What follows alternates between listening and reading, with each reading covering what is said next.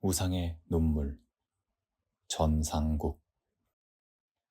학교 강당 뒤편 으슥한 곳에 끌려가 머리에 털나고 처음인 그런 무서운 린치를 당했다. 끽소리 한 번 못한 채 고스란히 당해야만 했다. 설사 소리를 내질렀다고 하더라도 누구 한 사람 달려와 그 공포로부터 나를 건져 올리지 못했을 것이다. 토요일 늦은 오후였고 도서실에서 강당까지 끌려가는 동안 나는 교정의 단 한 사람도 얼씬거리는 걸 보지 못했다. 더욱이 강당은 본관에서 운동장을 가로질러 많이 외떨어져 있었다. 제수파들은 모두 7명이었다. 그들은 무언극을 하듯 말을 아꼈다. 그러나 민첩하고 분명하게 움직였다. 기표가 웃옷을 벗어던진 다음 바른 손에 거머쥐고 있던 사이다병을 담벼락에 부딪혀 깼다. 깨어져 나간 사이다병에 날카로운 유리 조각이 기표에 걷어올린 팔뚝에 사악사악 금을 그었다. 금간 살갗에서 검붉은 피가 꽃망울처럼 터져 올랐다.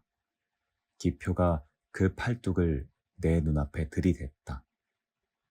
핥아! 기표 아닌 다른 애가 말했다. 내가 고개를 옆으로 비키자 곁에 둘러선 서너 명의 구두끝이 정강이의 조인트를 먹였다. 진득한 액체가 혀끝에 닿자 구역질이 났다. 오장이 뒤집히듯 역한 것이 치밀었다. 나는 비로소 온몸을 와들와들 떨기 시작했다. 나 자신도 헤아릴 길 없는 거센 공포로에서 나는 그 자리에 무릎을 꿇고 앉아 두 손을 비벼댔다. 제수파들이 나를 일으켜 세웠다. 내 바지에서 혁대가 풀려나간 다음 벗겨져 맨살이 드러난 허벅지에 칼끝이 박히는 것 같은 아픔이 왔다. 나는 그들에게 양쪽 겨드랑이를 잡힌 채 몸부림쳤다. 도저히 견딜 수 없는 고통이었다.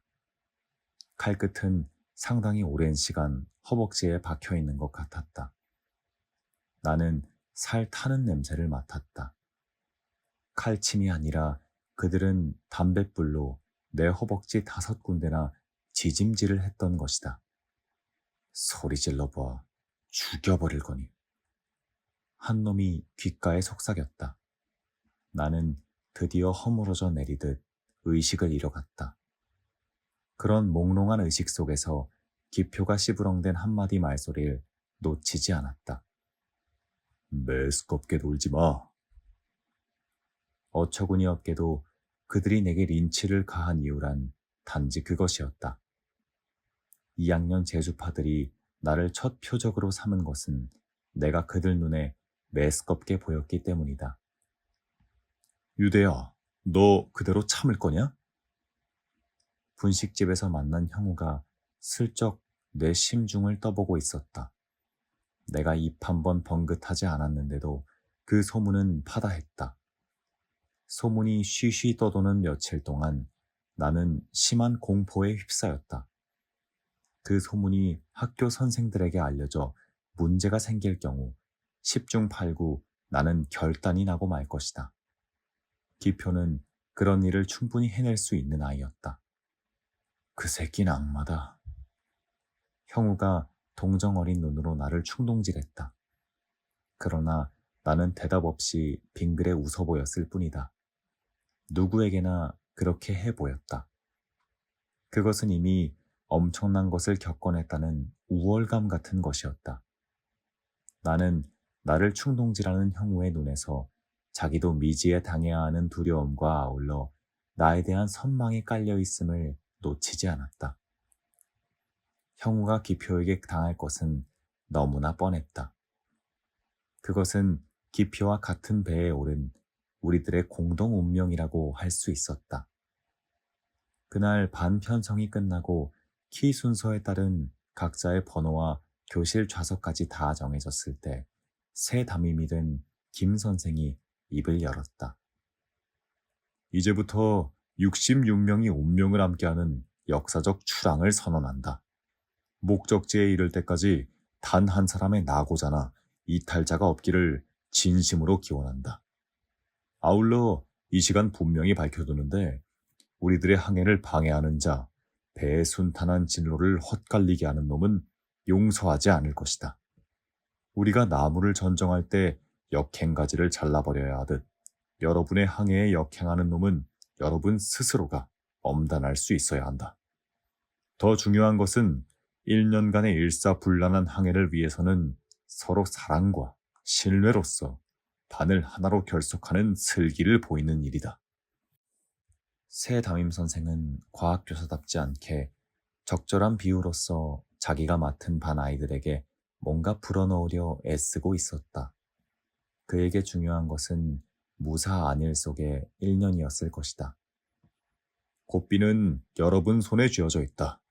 필요하다고 생각할 때 그 고삐를 당겨 여러분 스스로를 제어해주기 바란다. 내가 가장 우려하는 바는 여러분 스스로가 내 손에 그 고삐를 쥐어주는 일이다.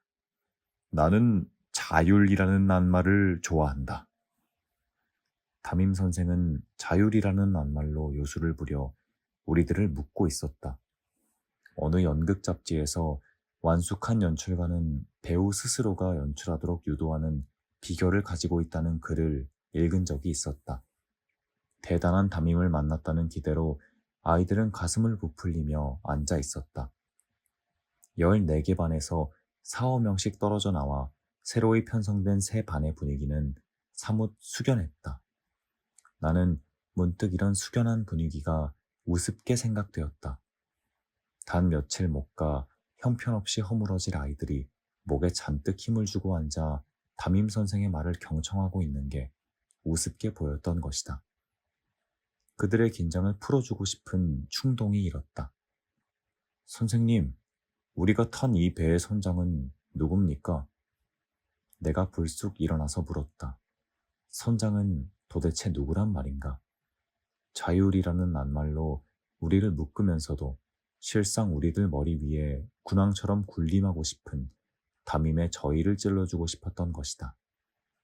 아이들이 내 느닷없는 물음에 부스럭부스럭 굳은 몸을 풀고 있었다. 이 배의 선장이 누구냐? 그렇게 묻고 있는 사람의 번호와 이름은? 담임이 얼굴 가득 미소를 지으며 여유있게 나를 훑었다. 반격을 당한 나는 얼굴을 붉히며 엉거주춤 다시 일어나야 했다. 35번 이유대입니다. 예수를 판 유대인가? 이스라엘 그 유대인가? 아이들이 와하하 웃음을 터뜨렸다. 오얏리, 옥유, 큰 대자, 이유대입니다. 좋았어. 이유대군이 오늘 이 시간부터 일주일간 2학년 13반의 임시 선장이다. 물론 일주일 뒤에는 새 선장을 뽑겠다. 다시 한번 강조해두겠다. 이 배의 주인은 여러분 자신이다. 이유대 선장, 내 말의 뜻을 알겠나? 아이들이 와하하 웃으며 박수를 쳤다. 반장하고 싶어 몸살 나내라고요. 그렇게 소리 지르는 놈도 있었다. 실로 난처한 입장이 돼버렸다. 한낱 농으로 시작한 일이 담임의 임기응변에 의해 꼼짝없이 임시반장 감투를 쓰게 되었다.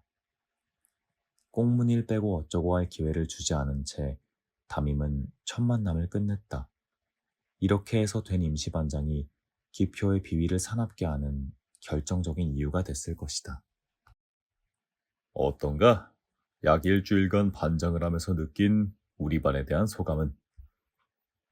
담임 선생이 가정 방문을 나왔다. 학교에서 만나는 선생과 집에서 만나는 선생의 이미지는 전혀 다르게 마련이다. 학교에서보다 훨씬 부드럽게 대해주는데도 공연히 거북스럽고 몸이 찌부러진다. 그래서 우리들이 경험한 바에 의하면 담임 선생에게 가정 방문을 당한 뒤로는 독 빠진 뱀처럼 맥을 쓸 수 없게 된다.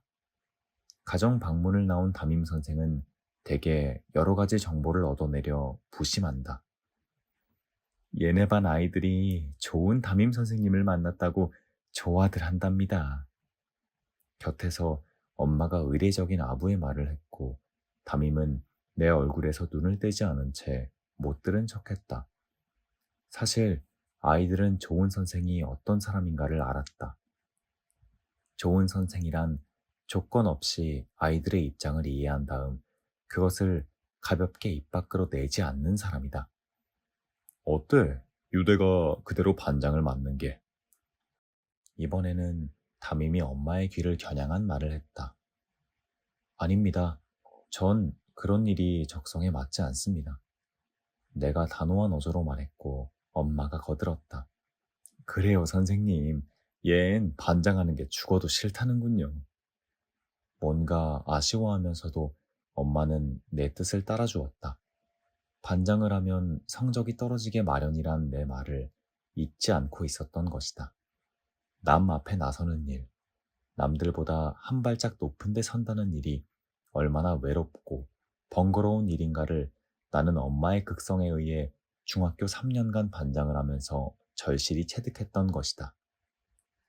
그것은 내게 무서운 구속이었다. 남을 다스리는 그런 자유보다 남에게 다스림받는 데서 얻는 마음의 평화가 내게는 더 좋았다.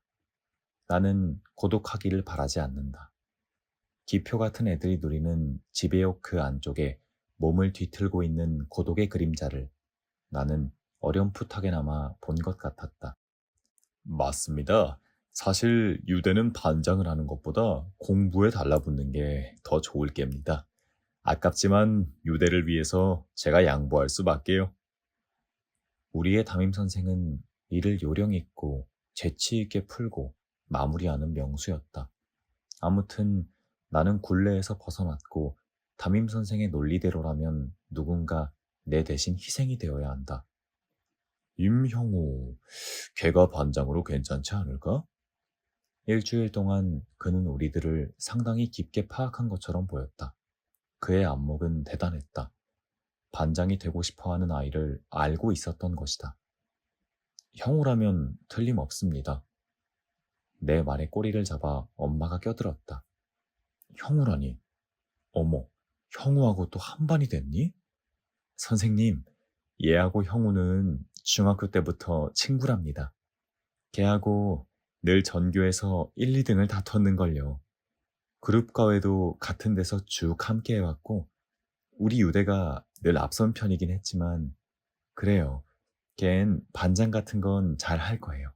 애가 통솔력이 보통이 아니에요. 중학교 3년 동안 아들에게서 위대한 통솔력이 나타나 주기를 고대했던 엄마의 푸념이 깃든 말대로 형우는 반장이 될 만한 여건을 많이 갖추고 있었다.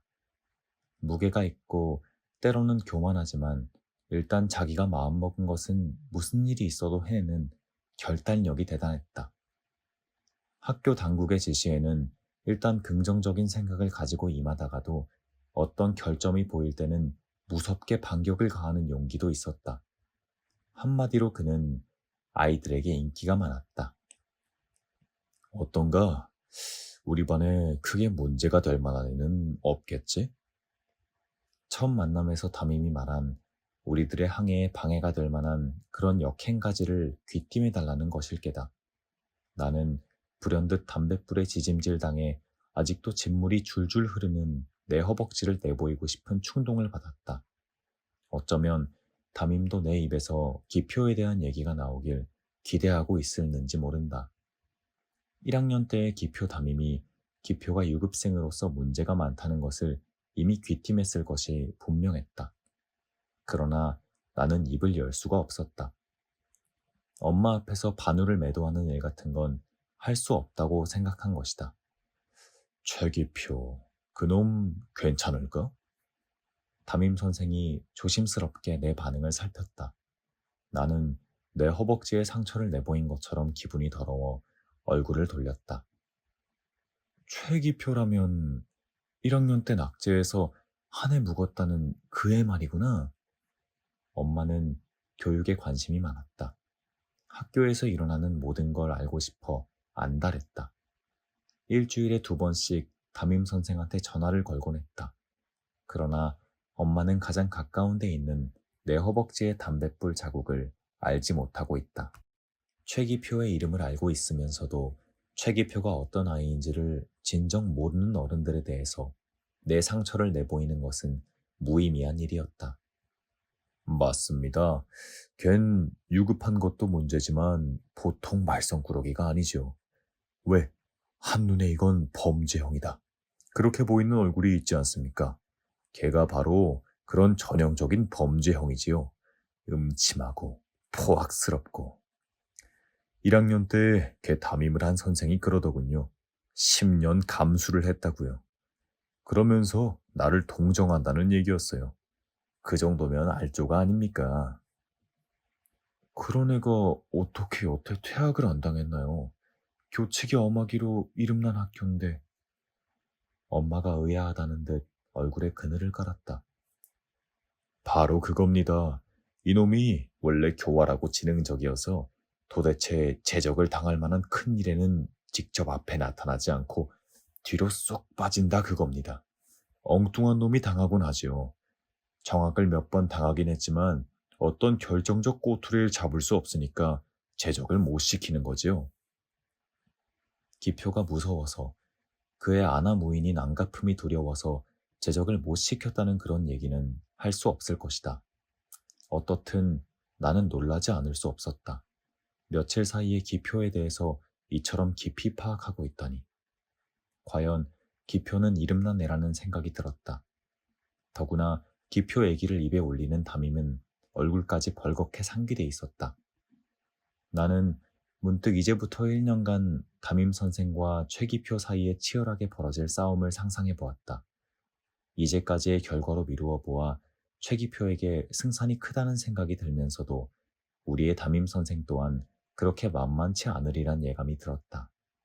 어쩌면 그 싸움에 임형우도 한몫 끼어들지 모른다. 그가 어떤 편에 서느냐 하는 문제도 퍽 흥미로울 것이다.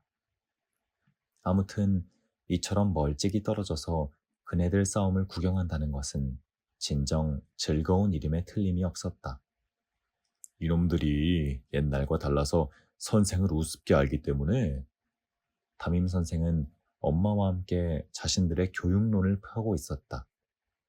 그랬다. 슬픈 일이지만 우리들은 언제부터인가 선생들을 한낱 껄끄러운 존재로 여길 뿐 오히려 그룹 과외 선생의 완벽함에 더 매료되곤 했다. 그것은 상대적이었다. 우리들이 선생들을 존경하지 않는 것처럼 그들도 우리를 사랑으로 가르치지 않았다. 그렇다고 그룹 과외 선생처럼 철저하게 얼굴에 철판도 깔지 못하고 어정쩡한 태도를 취했다. 문제는 지배에 대한 견해의 다름이었다. 그네들은 옛날 훈장이 누렸던 권위가 고스란히 쥐어지길 바랐고 실상 그러한 권위만이 변화된 가치 속에서 그네들이 누릴 수 있는 유일한 보상이었다. 그러나 우리들은 그러한 인습적 권위에 대해서 콧방귀를 날릴 수 있을 만큼 그보다 더 완벽하고 조직적인 분명한 권위의 다스림 속에 몸을 맡기길 좋아하고 있었다. 그 한 가지 예로 우리 엄마는 촌지봉투로 담임 선생을 움직일 수 있다는 확신을 가지고 있었던 것이다. 선생님, 그 기표라는 애네 집에 가보셨어요? 무슨 얘기 끝인가 엄마가 물었다. 아직 못 갔습니다. 1학년 때 담임도 걔 부모를 못 만났다더군요. 놈이 중간에서 회방을 놓은 거지요. 한양천 뚝방 동네에 살고 있는 건 틀림이 없는데 번지를 제대로 알아도 집 찾아내기가 어렵다더군요. 어떤 애 얘기론 기표 아버지가 중풍으로 들어놓은 폐인이래요. 담임 선생은 우리 집 방문을 끝내고 다른 집으로 가는 도중에 내게 말했다. 유대, 네 도움이 필요하다. 뭘 말입니까? 우리 반을 위해서 네 협조를 받고 싶다는 얘기다. 물론 나는 네가 반에서 일어나는 일들을 일일이 고자질하는 그런 사람이라고 생각하지 않는다.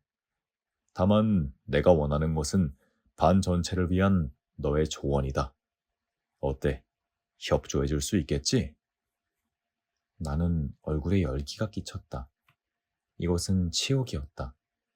담임은 나를 자신의 첩자로 삼으려는 것이다. 1학년 때도 그랬다. 나는 담임 선생이 원하는 대로 반에서 일어나는 일들을 하나도 빼놓지 않고 담임에게 알렸다. 그것은 즐거운 일이었다.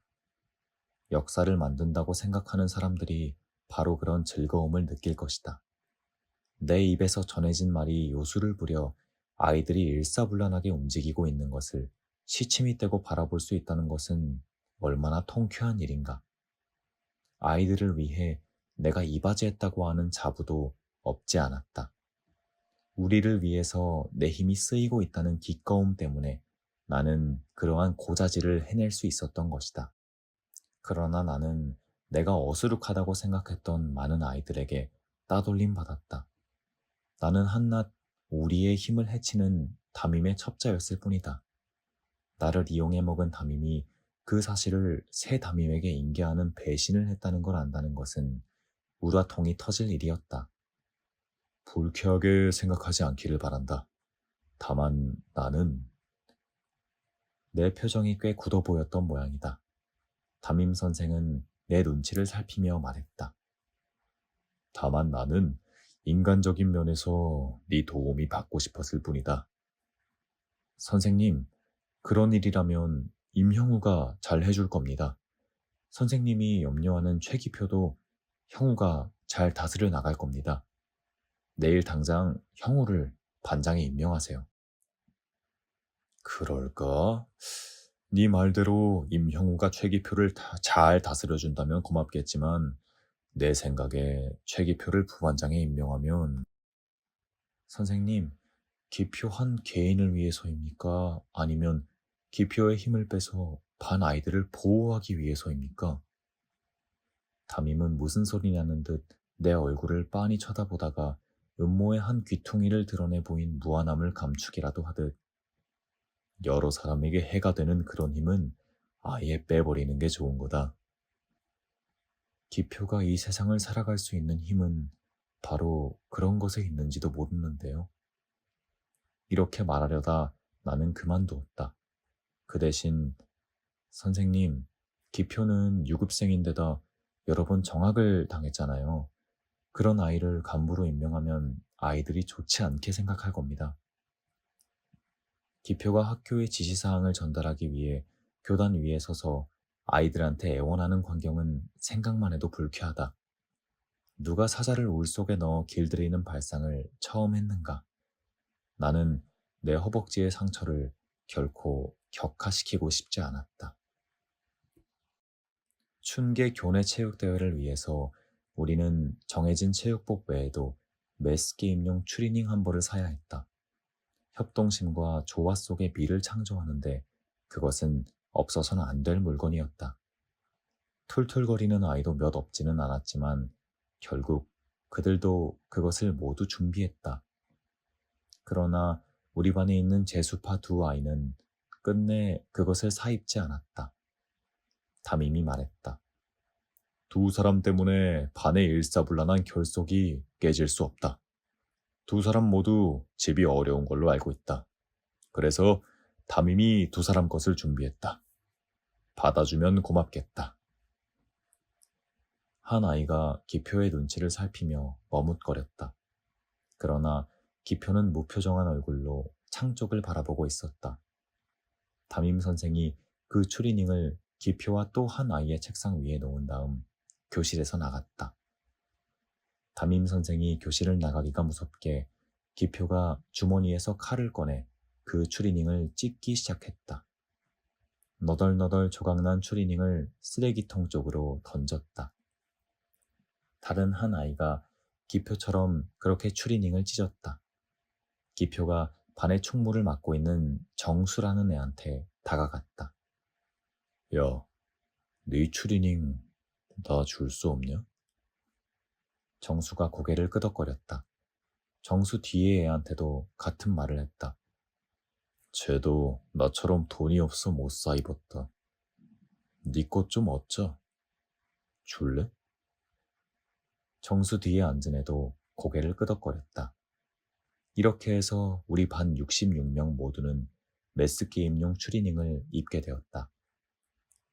우리가 볼 때 기표는 구제불능이었다. 그의 환경이 그를 그렇게 만들었다고 보기보다 선천적인 어떤 포악성을 가지고 있는 것처럼 보였다. 냉혈동물처럼 피가 찬지도 몰랐다. 그는 뱀처럼 작고 징그러운 눈을 가지고 있었다.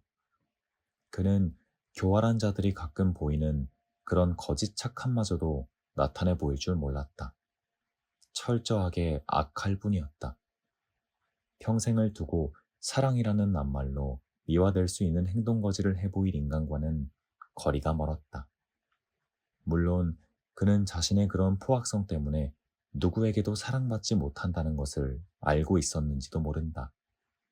그의 표정은 항상 도끼를 음울하게 깔고 있어 맞서는 사람으로 하여금 섬뜩함을 느끼게 했다.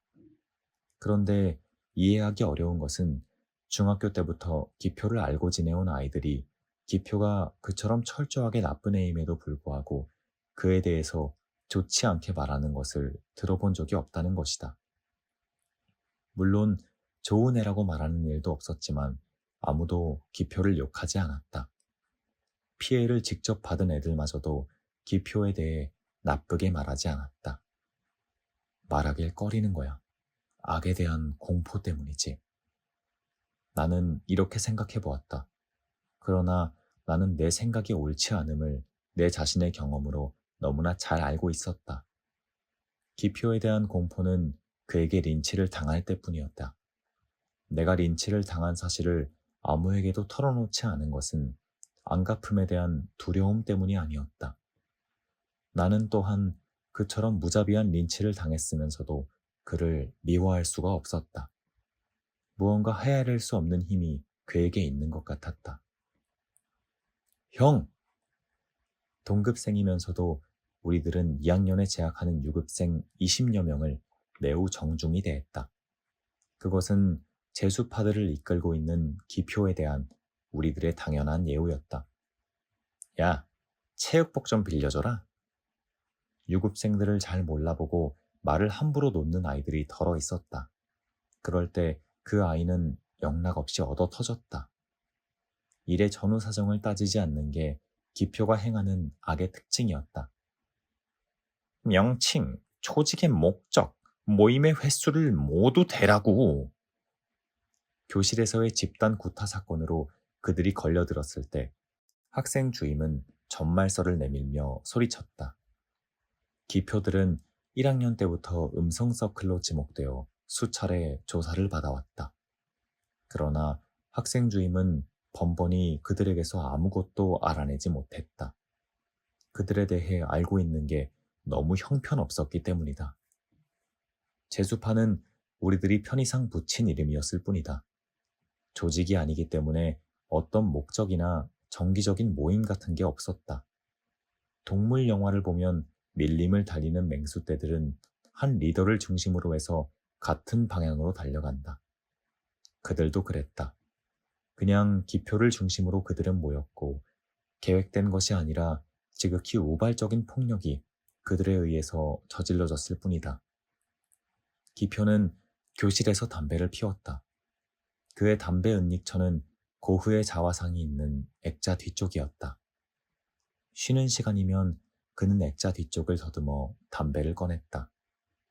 미션 계통의 학교라 일주일에 몇 번씩 있는 채플 시간을 통해 교목이 인간 양심의 타락을 개탄했다. 바로 그러한 시간에 기표는 주번을 대신해서 교실에 남아 담배를 피우거나 아이들 도시락을 먹어버리는 일을 했다. 그는 적어도 하루 2개의 도시락을 축냈다. 아무도 그것을 항의하지 않았지만 기표 또한 미안해하는 표정이나 사과의 말을 남기는 법이 없었다. 기표들에게 린치를 당하고 학교 골목을 절뚝거리며 나오던 그 고통스럽고 긴 시간. 내가 생각한 것은 기표야말로 우리들이 흔히 말하는 악마의 자식이 아닐까 하는 것이었다. 내가 이런 생각을 얘기해도 될 만한 집안의 어떤 형에게 말했더니 그가 대답했다. 맞다. 신이 매우 거북하게 생각하는 악마란 바로 네가 말한 놈처럼 착함을 가질 수 있는 가능성이 전혀 없는 그런 순수한 악마지.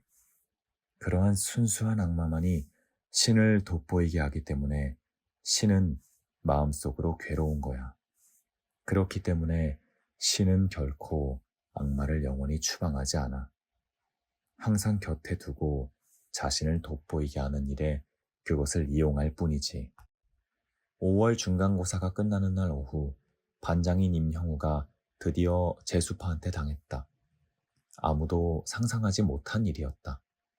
그처럼 근본이 포악한 기표마저도 형우의 얘기라면 귀를 기울이곤 했었다. 그처럼 형우는 모든 아이들의 인심을 살 줄 알았다. 형우의 성실성이, 남을 위해 자기를 던질 줄 아는 의협심이, 그의 천성적으로 착하게 보이는 외모가 아이들을 사로잡았다. 형우에 대한 다른 반 선생들의 호감은 보통이 아니었다. 형우는 특히 기표에게 잘해주었다. 아우가 형을 대하듯 스스럼 없이 사랑해 주었다. 그렇다고 유독 그의 환심을 사려고 노력하는 것 같지도 않았다. 물론 다른 아이들이 기표에 대해 갖는 그런 공포 같은 것도 없어 보였다. 그런데 5월 고사에 이르러 형우가 결정적 실수를 했다. 시험을 며칠 앞둔 어느 날 형우가 반에서 성적이 괜찮은 몇몇 아이를 모았다. 두 사람을 조금씩 도와주자. 그가 제의했다. 이번 시험을 잘못 보면 또 낙제할 가능성이 있다고 담임 선생님이 말했다. 나쁜 낙제 제도 때문에 그들이 구제불능의 상태에 놓이도록 방관하는 것은 옳지 못한 것 같다. 물론 공부를 잘 못하는 것은 그들의 책임이다. 그러나 책임으로 그들을 추궁하기에는 그들이 너무 한심한 상태라는 사실이다. 결국 동정하자는 거군. 어떤 아이가 말했다. 인간을 구제한다는 것은 값싼 동정과는 근본적으로 다르다. 다투고 싶지 않다. 결국 우리가 어떻게 돕자는 거냐? 먼저 아이가 물었다. 조금씩만 돕자. 결국 부정행위를 하라는 말이냐? 그렇다.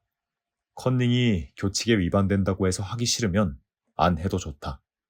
나는 다만 너희에게 부탁했을 뿐이다. 걸렸을 때는 모든 책임은 내가 진다. 내가 시켜서 했다고 해라. 우리는 형우의 단호한 어조에 감명을 받았다. 걔들이 우리들의 도움을 거부하면 어떤 애가 그런 우려를 내놓았다. 충분히 있을 수 있는 일이었다. 거부하지 않을 것이다. 4월 고사에서 내가 약간 시도해 보았기 때문에 자신할 수 있다. 나는 형우의 눈꼬리에 매달린 교활해 배는 웃음을 보았다. 나는 참지 못하고 말했다. 누구를 위해서 그렇게 하자는 거냐? 기표냐? 아니면 우리들 자신이냐? 유대, 네 말은 대답할 가치가 없다고 생각한다. 대답해라. 대답 못할 것도 없을 텐데. 내가 빈정거리는 투로 다그쳤다. 그렇게 해주는 것이 옳다고 판단했기 때문이다. 왜 옳은가는 네 자신이 생각해도 된다. 네 의협심을 존중한다. 내가 간단히 손을 들어버리자 형우가 당연하다는 듯이 씩 웃었다. 이왕 얘기가 나왔으니 말이지만 이 일은 우리 모두를 위해서 하는 것이라고 생각해도 좋다. 최소한 반장인 내가 기표의 환심을 사려는 개인적인 일이 아니라는 것만 알아줘라. 마지막으로 부탁할 것은 이 일이 내 제안에 의해 이루어졌다는 걸 기표가 모르도록 해달라는 것이다. 우리들은 형우의 말을 믿었다. 자기가 모든 것을 책임지겠다고 하는 얘기도 그의 진심으로 받아들였다. 4월 중순께 기표가 3학년 형을 구타한 일로 벌을 받게 됐을 때 학급 전원이 서명해서 기표를 구하기 위해 일사불란하게 움직였던 것처럼 우리는 형우의 지시에 따라 세심한 계획을 짜고 시험 날짜를 기다렸다. 무슨 과목은 누가 어떤 방법으로 도와준다는 등 그들이 또다시 유급하지 않을 정도의 점수를 올리기 위해 우리들은 빈틈없이 준비했다. 남을 위해서 일한다는 것이 마음에 이다지 큰 기꺼움을 준다는 것도 비로소 알게 되었다. 사흘간 계속되는 중간고사 첫날이었다. 기표와 대각으로 앉게 된 정수가 자리의 이점을 이용해서 답안지를 바른 쪽 허리깨로 내리밀어 기표가 보기 좋게 해주었다. 첫 시간에 기표가 정수의 그러한 호의를 어떻게 받아들였는지는 알 수 없었다. 다만 그는 퇴장할 수 있는 30분이 되자 제일 먼저 답안지를 놓고 나갔을 뿐이다. 시간이 끝나고 답안지를 거둔 아이의 말에 의하면 기표의 답안지는 거의 백지에 가까웠다고 했다. 둘째 시간은 영어였다. 총무를 맡은 애가 시간 중간쯤에 문제 번호와 답을 쓴 컨닝 페이퍼를 몇 사람 손을 거쳐 기표에게 전달했다. 그것이 문제였다.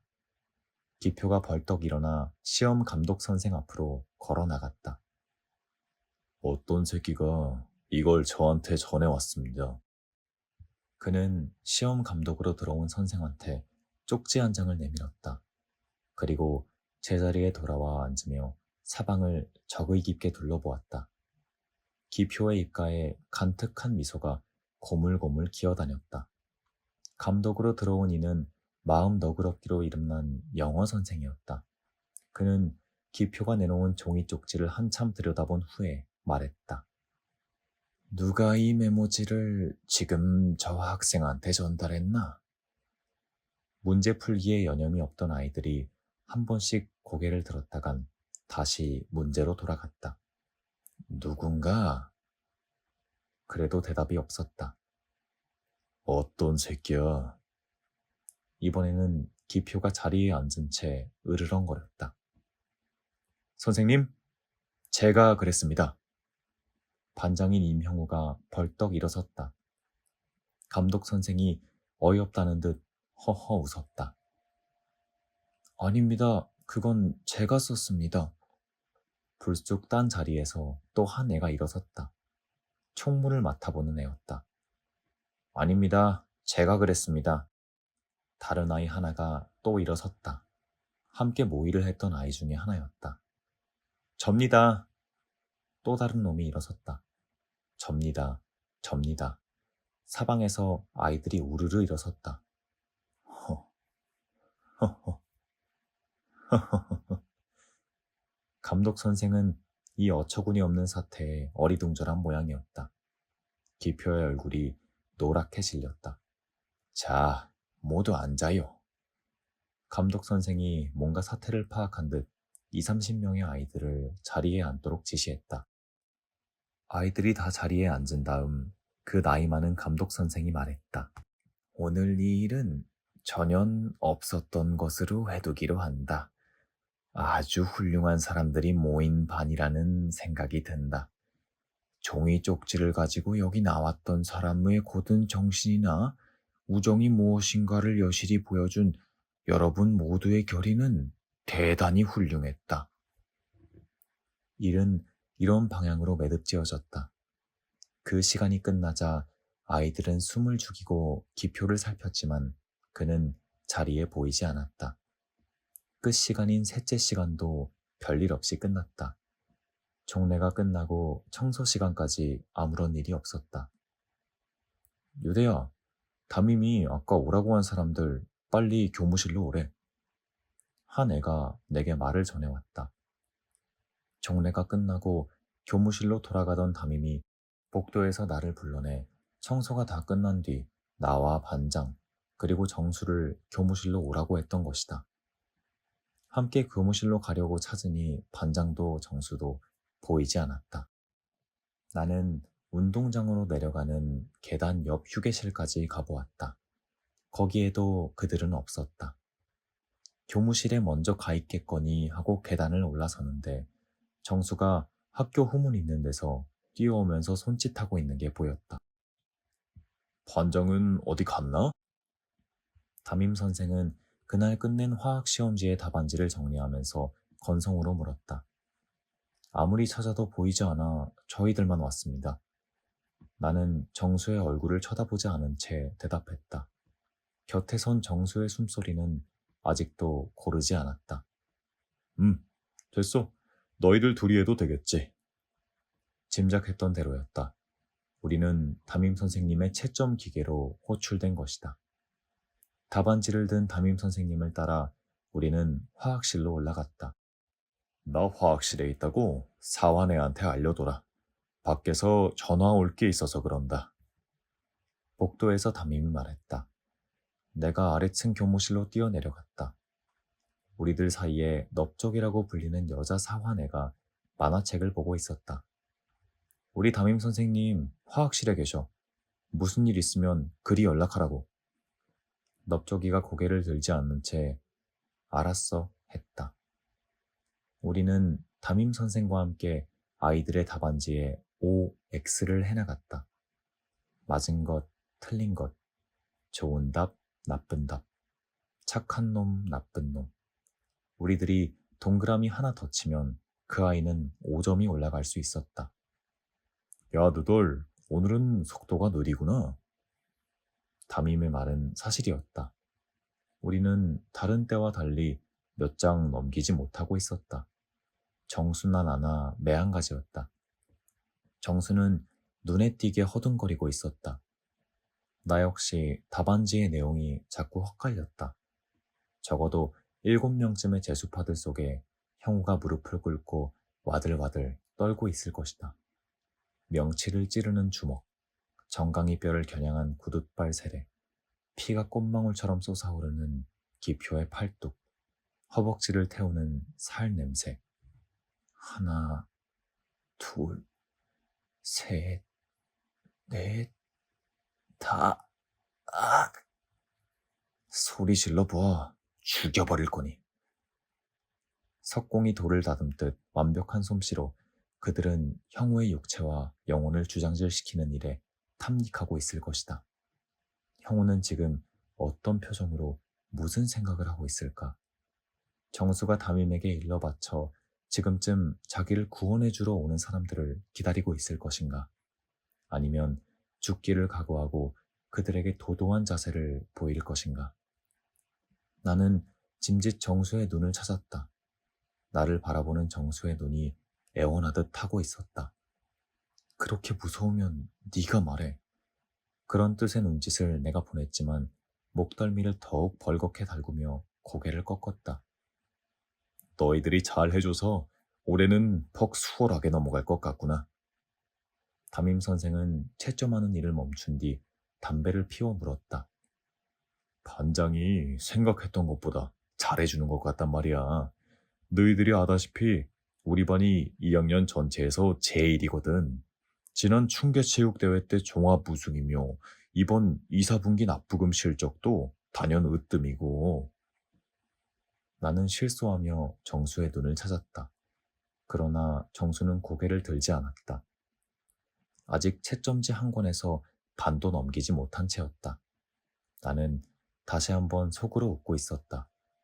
담임 선생이 지금 형우가 처하고 있는 상황을 안다면 어떤 표정으로 바뀔 것인가?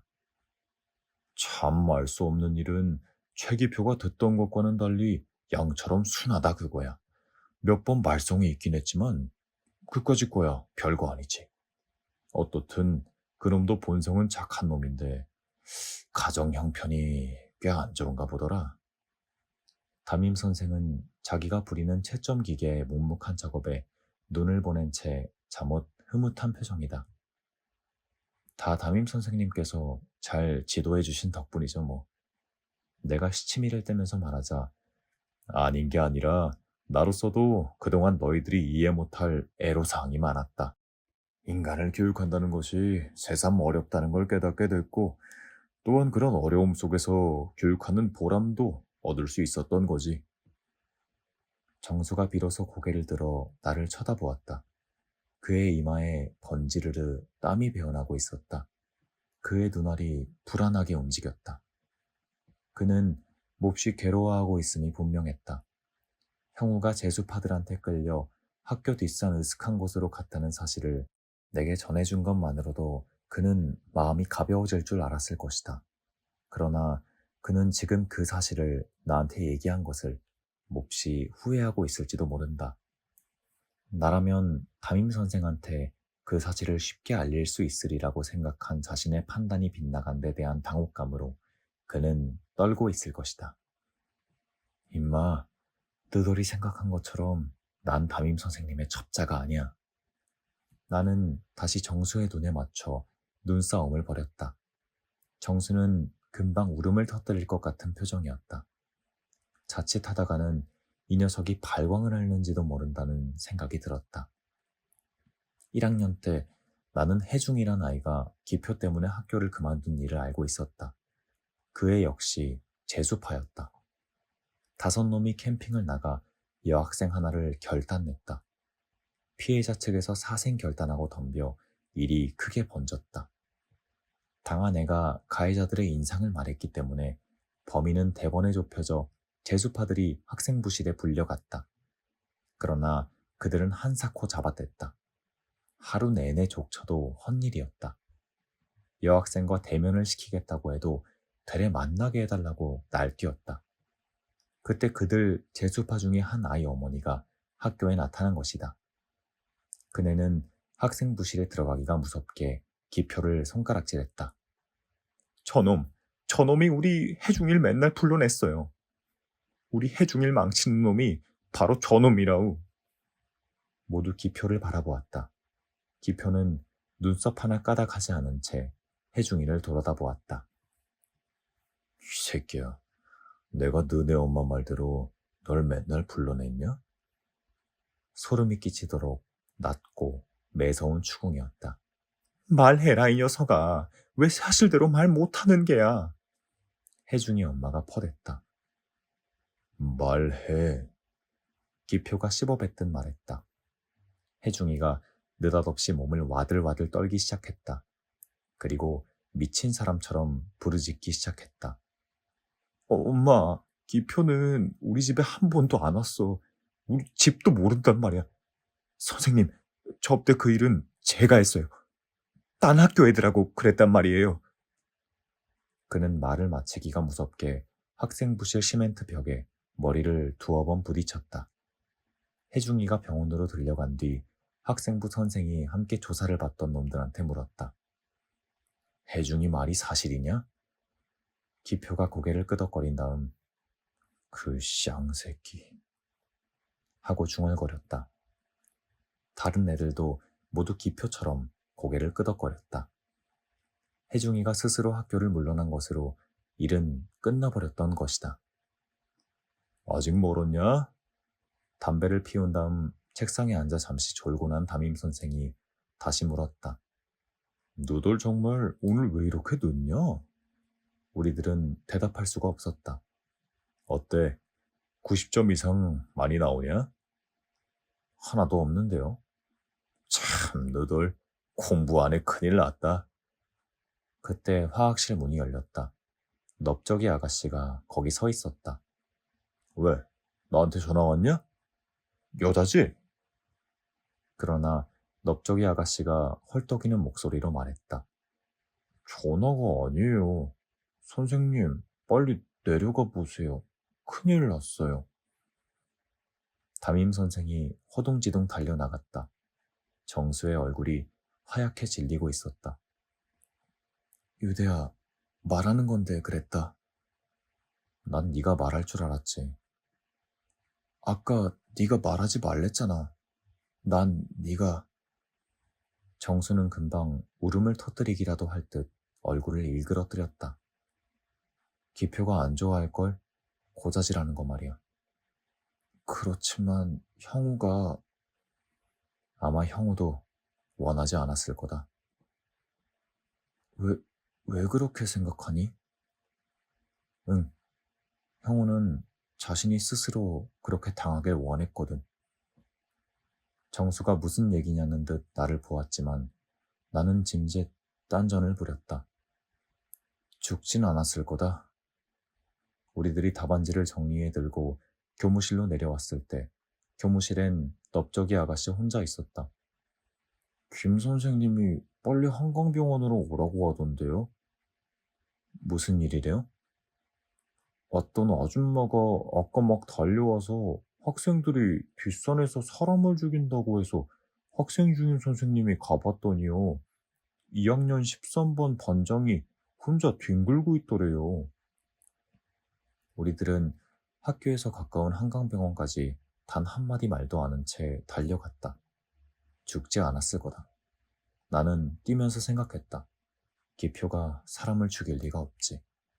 기표는...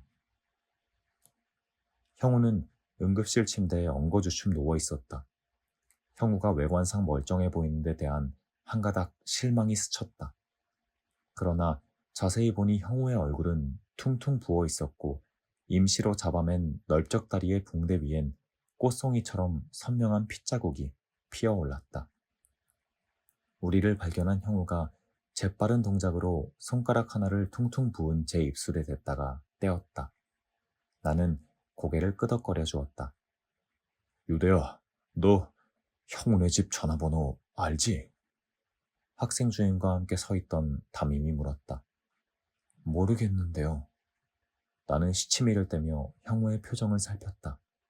형우는 얼굴을 찡그리며 말했다. 선생님, 제발 저를 그냥 돌아가게 해주세요. 전 아무렇지도 않단 말씀이에요. 흠마, 여길 나가기 전에 사실대로 대란 말이다. 학생 주임이 다그쳤다. 말씀드릴 수 없습니다. 제가 잘못한 일로 싸웠는데 왜 친구들을 괴롭혀야 합니까? 흠마, 넌 싸우지 않았어. 본 사람이 그랬어. 네가 몰매를 맞더라고. 아닙니다, 선생님. 제가 먼저 그 아이한테 시비를 걸었던 겁니다. 그게 누구냔 말이다. 말할 수 없습니다. 너 정말?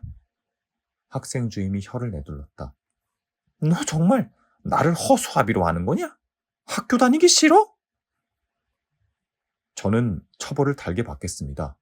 그러나 그 아이들이 누군지 말할 수는 없습니다. 담임 선생은 얼굴에 그늘을 깐 채 팔짱을 끼고 한편에 묵묵히 서 있었다. 우리 반의 일사불란한 항해를 거스른 자가 누굴 것인가? 그것을 생각하고 있는지도 몰랐다. 이제야말로 우리들 손에서 고삐를 낚아채 거머쥐고 목을 옥죄고 싶은 심정일 것이다. 유대, 넌 알 거다. 형우를 때린 놈들이 기편의 패라는 걸 말이다. 형우가 그렇게 말했나요? 그런 건 아니지만 그건 틀림이 없다. 기표놈이 아니곤 그런 짓을 할 놈이 없다. 담임은 헐떡거렸다. 양같이 순하게 길들여졌다고 확신했던 자신의 어리석음을 질타하고 있을 것이다. 선생님, 형우가 뭘 잘못했다는 걸까요? 내가 짐짓 떠보았다. 형우가 거짓말을 하고 있는 거다. 잘못하기는커녕 형우가 그놈들을 위해서 얼마나 많은 일들을 했는지 넌 모를 게다. 담임 선생은 몹시 흥분하고 있었다. 기표에 대한 혐오감으로 해서 얼굴이 벌겋게 달아올랐다. 기표를 미워하다니. 나 역시 담임 선생에 대한 적대감으로 몸을 떨었다. 뭡니까, 선생님? 형우가 기표를 위해서 무얼 했단 말입니까? 내 반감 짙은 어투에 놀랐는지 담임 선생은 좀 멈칫했다. 그러나 곧 비웃음을 섞어 말했다. 임마, 나는 다 알고 있어. 기표가 저질러온 짓 말이다. 유대, 너도 기표한테 당했잖아. 그리고 너희들이 그놈들 부정행위를 거들어준 것도 알고 있다. 그랬겠지. 나는 속으로 신음처럼 중얼거렸다. 무서웠다. 어른들의 음흉스러움. 알면서도 모른 채 시치미를 뗀 그 저희는 무엇인가. 형우는 우리들 사이에서 일약 영웅이 돼버렸다. 예상 안 한 건 아니지만 그 여세는 보통이 아니었다. 3학년도 1학년 하급생들 사이에서도 2학년 13반 반장 임형우가 입에 올랐다. 전치 2주의 상해를 입고도 끝내 그 상대를 입에 올리지 않음으로 해서 형우의 존재는 풍선처럼 부풀었다.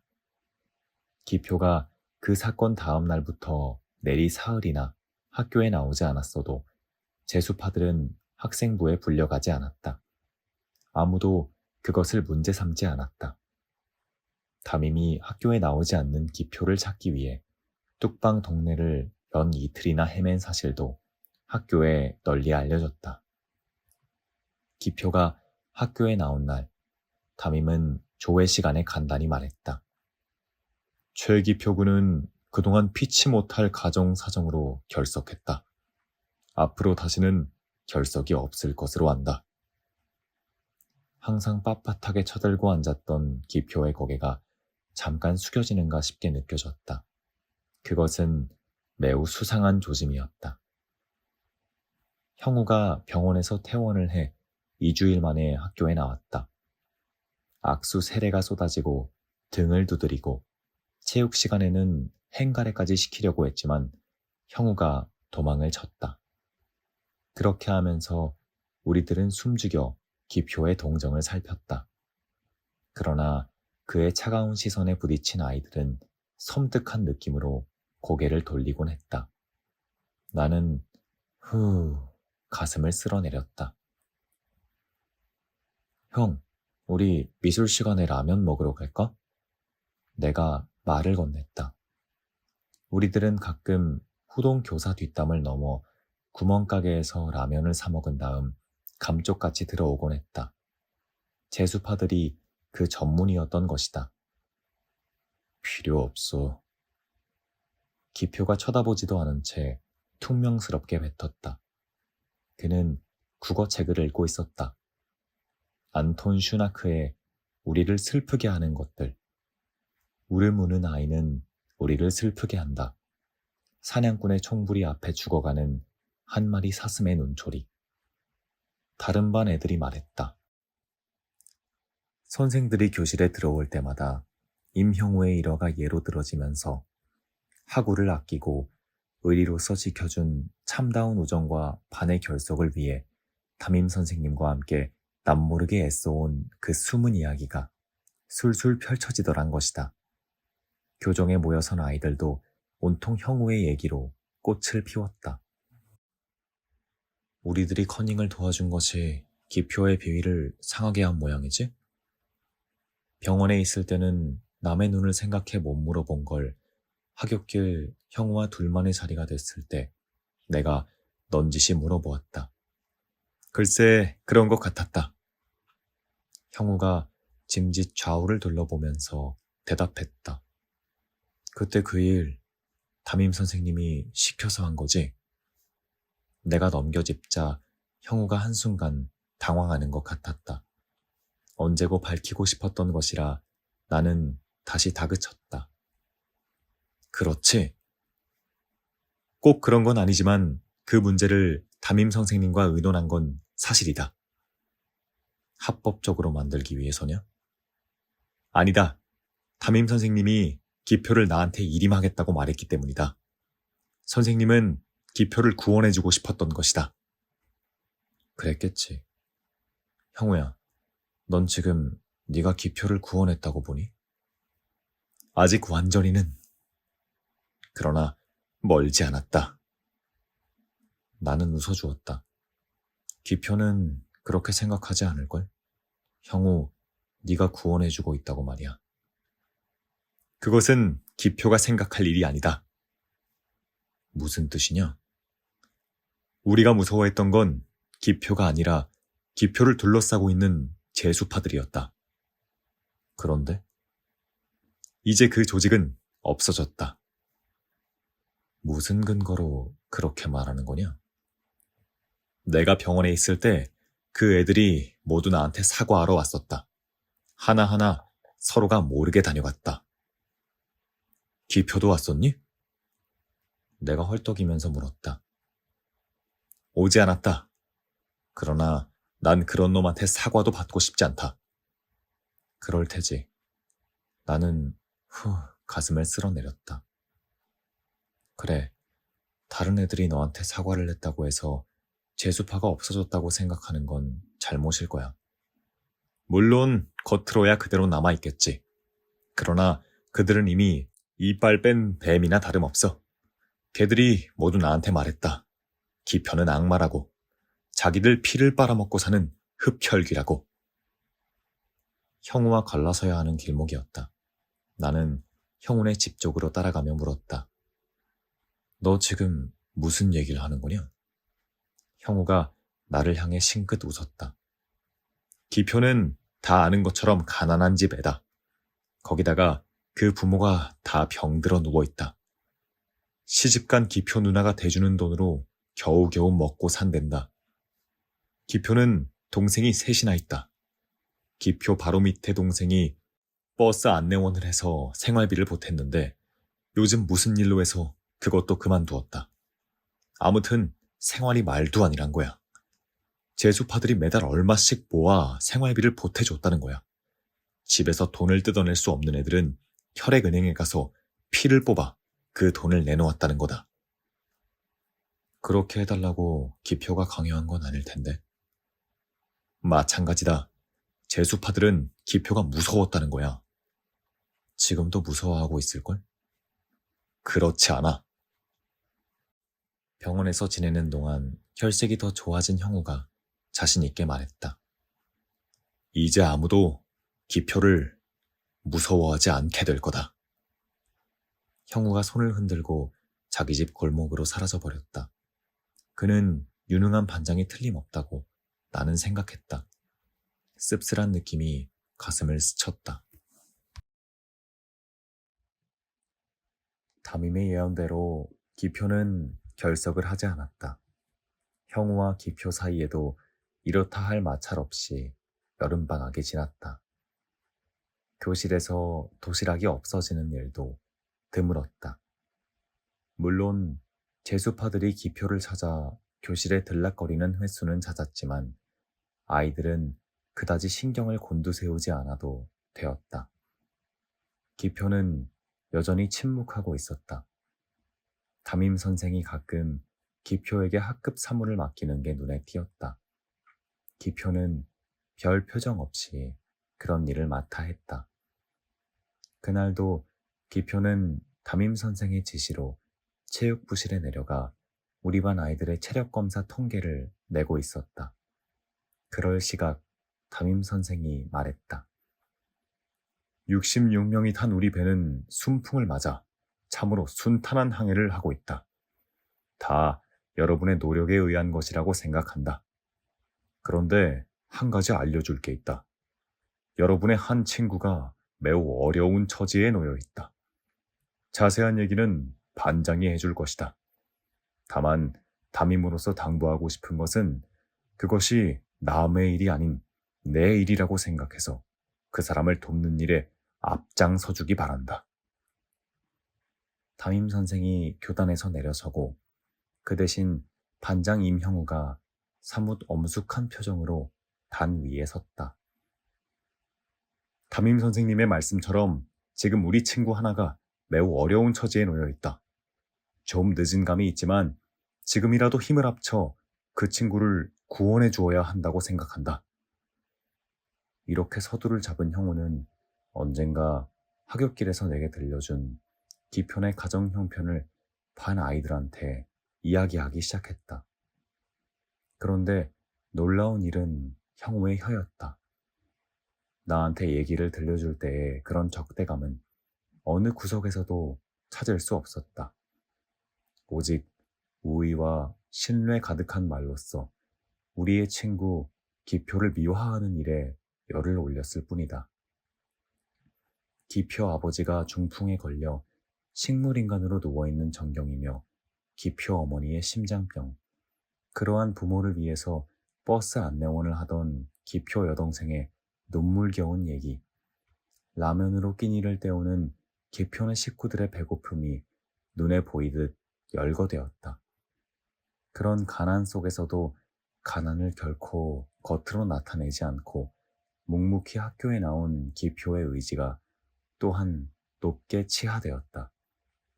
더구나 그런 가난 속에서 유급을 했기 때문에 1년간의 학비를 더 마련해야 했던 고통스러운 얘기도 우리들 가슴을 뭉클거리게 했다. 나는 얼마 전 기표가 버스 안내원을 하던 여동생을 몹시 때린 일을 알고 있습니다. 그 여동생은 몸이 약해 버스 안내원을 그만두었던 것인데 생활이 더 어렵게 되자 돈을 벌기 위해 술집에 나가기로 했었다는 겁니다. 그 여동생이 앞으로 어떤 무서운 수렁에 떨어져 내리는지 아무도 알 수가 없다는 바로 그겁니다. 반 아이들은 사뭇 숙연한 자세로 형우의 말에 귀를 기울였다. 형우는 기편의 가정 사정을 낱낱이 얘기함으로써 이제까지 우리들에게 신화적 존재로 군림해온 기표의 허상을 빈곤이라는 그 역겨운 것에 한 자락에 붙들어 맨 다음 벌거벗기려 하는 것 같았다. 기표는 판잣집 그 냄새나는 어둑한 방에서 라면 가락을 허겁지겁 건져 먹는 한 마리 동정받아 마땅한 벌레로 변신해 나타났다. 한 가지 또 알려줄 게 있습니다. 그것은 어려운 처지의 친구를 위해서 이제까지 남이 모르게 도와온 우정이 있다는 것입니다. 그것은 기표에 가까운 친구들입니다. 이제까지 우리들이 재수파라고 불러온 아이들입니다. 우리들이 무시해온 그들이야말로 진정 아름다운 우정이 어떤 것인가를 보여주었던 것입니다. 그들은 매달 용돈을 저축하고 또는 방학 때 공사장에 나가 일을 해서 받는 돈으로 기표를 도와온 것입니다. 그들 중에는 매달 자신의 귀한 피를 뽑아 그 돈을 내놓기도 했습니다. 한 달에 피를 3번이나 뽑았기 때문에 빈혈을 일으켜 병원에 입원했던 사람도 있습니다. 사회에서 구원받지 못한 가난을 우정으로서 구원하려 한 그들이야말로 훌륭한 정신의 소유자들입니다. 협동과 봉사, 기여 정신의 산 증인들입니다. 우리들은 가끔 학교에 싸가지고 온 도시락이 텅텅 비어있는 것을 발견하고 기분 나쁘게 생각한 적이 있었습니다. 그것은 진정으로 배고파 보지 못한 우리들의 우매함이었습니다. 남의 도시락을 훔쳐먹어야 했던 우리의 가난한 이웃을 우리는 너무나 모르고 지냈다는 겁니다. 나는 반장으로서 그 사실을 몹시 부끄럽게 생각합니다. 그것을 사과하는 뜻에서 나는 오늘이라도 우리의 친구 기표를 돕는 일에 앞장서기로 결심을 했습니다. 아이들이 술렁거리기 시작했다.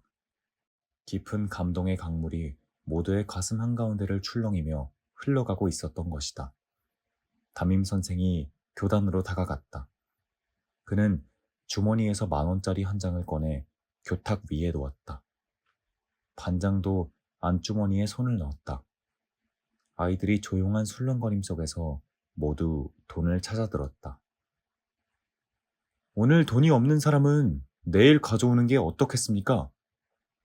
한 아이가 일어나서 큰 소리로 제안하자 모두 그럽시다 소리쳤다. 박수가 쏟아져 나왔다. 모 일간지 편집 부국장을 지내는 학부형이 우리 반에 있었다. 담임 선생님과 반장이 그 학부형을 만나러 갔다. 그 신문사 기자가 학교에도 여러 번 다녀갔다. 며칠 뒤에 신문 미담란에 우리 반 얘기가 크게 다뤄졌다. 박스 기사였다. 기표의 갸륵한 효성에서부터 재수파들의 우정어린 피뽑기와 그부들로부터 시작된 친구 돕기 운동이 정교적으로 파급되어 이룩한 성과가 자세하게 났다. 기표의 여동생 얘기도 끼어 있어 그 기사를 읽은 우리들의 콧등이 새삼 찡했다. 기사 맨 위에 담임 선생과 반장, 그리고 기표의 사진이 박혀 있었다. 교장 선생님 지시에 의해 그 기사는 각 교실 후편 게시판에 붙이게 돼 있었다. 그 신문 기사가 나가고부터 월요 조회 때마다 교장 선생님은 사회 각계에서 보내오는 성금과 위문 편지를 최기표에게 전달했다. 담임 선생도 종례 때면 기표에게 편지 여러 장을 건네며 거기 여학생 편지도 많이 있으니까 혼자 몰래 보라고. 아이들이 와하하 웃었다. 기표가 얼굴을 벌겋게 달구며 편지 따발을 책상 속에 넣곤 했다. 그럴 때마다 아이들이 박수를 쳤다. 실로 화기애애한 반이 되었던 것이다. 기표 얘기가 영화로 된다며? 그렇대. 재수파들을 중심으로 한 얘긴데 텔레비전에 나오는 제3교실 같은 거겠지? 어디서 나온 얘긴지 기표의 얘기가 영화로 만들어진다는 소문이 파다했다. 이제 아이들은 아무도 기표를 무서워하지 않았다. 형이라고 칭하는 아이들도 드물었다. 아무나 곁에 가서 말을 걸 수가 있었고 때로는 어깨도 쳤다. 그것은 기표가 아주 부끄러움을 잘 타는 아이로 변해버렸기 때문이다. 누구를 만나도 수줍어하는 그 아이는 그렇게 당당하던 체구마저도 왜소하게 짜부라진 채 우리가 보통 사진을 찍을 적에 치즈 하고 웃는 바로 그런 미소를 얼굴에 담고 있었다. 우리는 그렇게 미소 짓는 기표의 얼굴을 보면서 일사불란한 항해를 계속했다. 담임은 더욱 깊은 이해로서 우리 반을 돌봐주었다. 반장 형우는 그 나름의 성실과 지혜로 우리를 위해 헌신했다.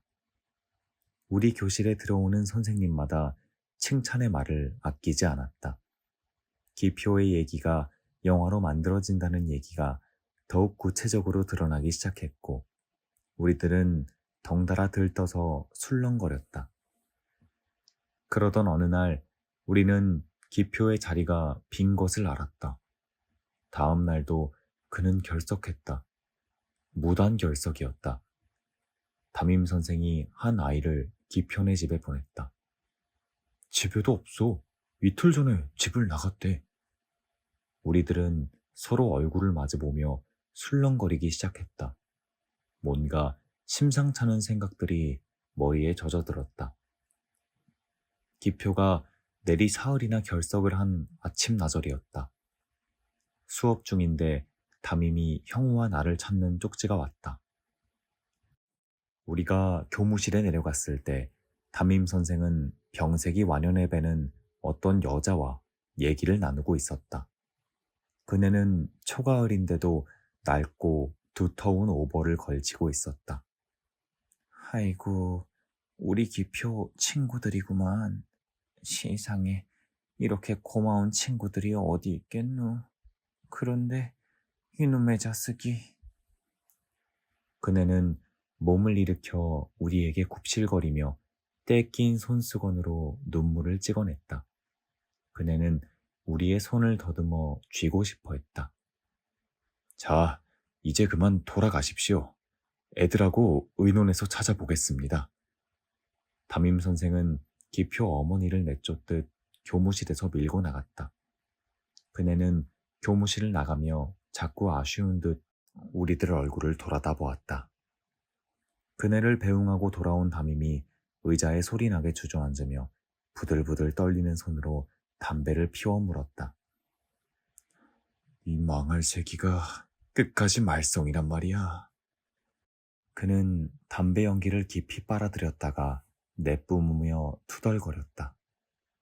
내일 천일영화사 사람들하고 만나기로 약속한 날이잖냐. 그런데 이 망할 새끼가. 그는 서랍에서 편지 하나를 꺼내 우리들 앞에 내던졌다.